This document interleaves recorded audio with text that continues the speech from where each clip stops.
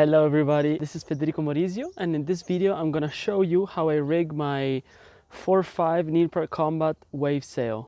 Just wanted to let you know that this is how I rig it and how I love it, and I'm gonna explain you why. I like to try to rig a slightly smaller sail, like if it's a 4.7 day or a 5.0 day or a 4.5 day, I prefer rigging a 4.5 with more power. So why I do that? Because to me, having a smaller sail, it's more comfortable and easier while wave riding. At the same time, I like to have power in the sail because I like moving fast. I like planing all the time so that I can get more waves.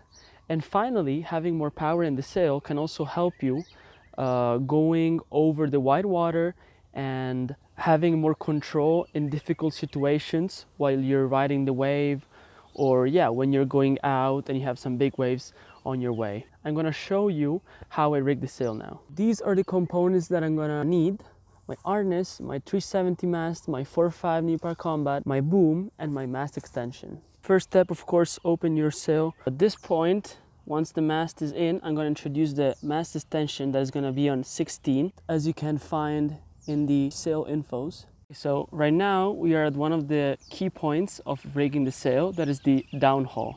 I'm going to show you how much downhaul I give to my sail and how much is going to open, so that you can understand what I mean when I'm saying that I'm going to rig it with power. This is how much downhaul I put in my sail.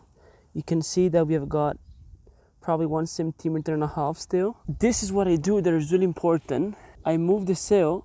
It should open until, let's say, half the sail. You see, until half the sail, you see that the sail is until half, you should see that the sail is slightly opening. So this is how I leave it. So see it from here. This is how much it opens. You see, there's like a line that goes to here and then continues opening. At this point, I'm going to put the boom with 20 centimeters, just as it's explained over here. This is how high I like to put the boom. It's pretty low. I am 178, 180 centimeters.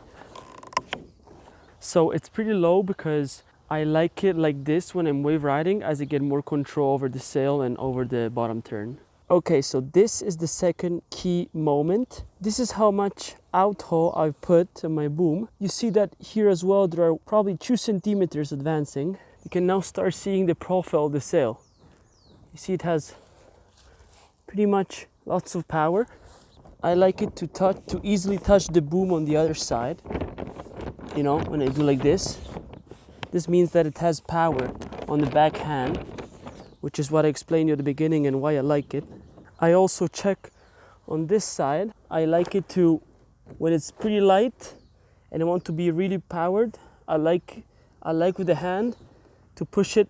If it touches all the way the boom to the other side, it means that it's good. You see, I've got lots of power. This is the profile of the sail. You can see it. You see, it's pretty powerful. It's still opening. You can see that it's opening up there, you see, till the J, so I would say till the half of the sail up there, still opening. At the same time, I've got a small sail, but powerful. So as you can see, the sail has pretty much lots of power, and this is how I like it. I'm gonna show you once again a profile view so that you can understand. From here, you can notice once more how much the sail it's opening up there and the power it has. You see the profile. So once again, I like rigging the sail like this because like this I'm able to rig a smaller sail which is lighter and more maneuverable on the wave, but at the same time having power. I can move fast, I am planing all the time, and I don't suffer gusty winds. Overall, rigging the sail like this gives me 3 options. I have this first rigging option, which is for slightly light medium wind. If the wind gets stronger, I still have 2 centimeters on the uphaul that I can pull, So I'm going to show you how the sail is going to transform. That way I will have less power on the backhand and I will have more control and I won't feel too powered up. So because we still have this gap, if we're feeling too powered up, we can push this and make the sail less powerful on the backhand. So this is how it's going to look after I've put more outhaul. You see, the sail has less power on the backhand. So if before you were powered up, now you're good.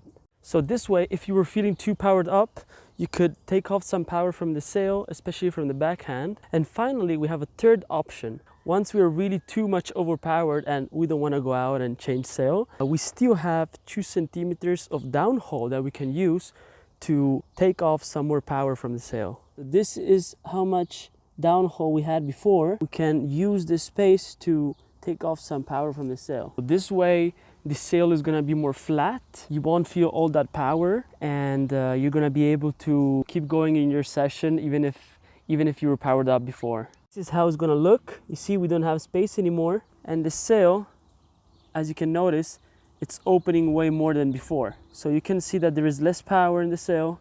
It's opening more over there, giving us the chance to go with stronger wind. Okay, so this is how I rig my sail. As I explained to you, I like to put a smaller sail with more power so that it's lighter and more maneuverable in the wave. At the same time, how I rig it, I have 3 options. If the wind is light, medium, I rig it the first way. If the wind gets stronger, I put more outhaul so that I get less power on the backhand. And finally, if the wind is really stronger than before, I also push more on the downhaul so that we take off some power from the center of the sail and we can keep going. I hope that this sail rigging tutorial was useful. Please let me know if you have any doubts or any questions, and have a great session.